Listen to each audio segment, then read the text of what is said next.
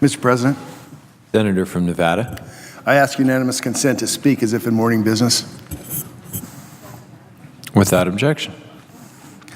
Thank you, Mr. President. Monday was a sad day for my home state of Nevada. This week, we learned that Congresswoman Barbara Vucanovich passed away in Reno just a few weeks after her 92nd birthday.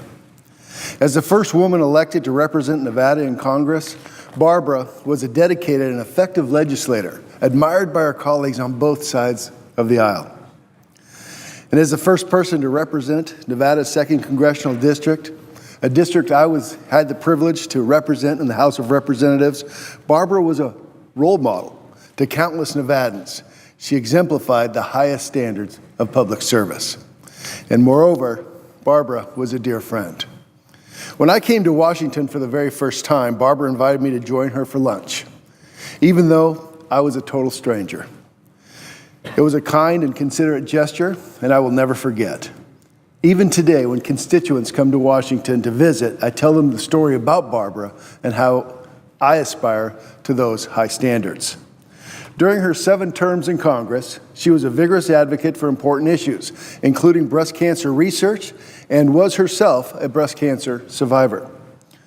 As chairwoman of the House Subcommittee on Military Construction, at the time one of only 2 women ever to serve as a chair of an appropriations subcommittee, she was a strong and effective voice for America's men and women in uniform. And she played a pivotal role protecting Nevada's vast resources while serving on the House Interior Committee, helping to create the Great Basin National Park. Barbara served in Congress at a time when members of different parties could come together and find solutions for the American people. She served at a time when compromise and common sense guided decision-making, when results were more important than petty partisanship. And the same was certainly true of Barbara. Barbara was a devoted mother, grandmother, and great-grandmother. She was an admired and beloved public servant, a patriot, a proud Nevadan, and a dear friend. My heart goes out to her family and friends during this difficult time. My wife, Len, and I join our fellow Nevadans in remembering the inspirational life and legacy of Barbara Vucanovich.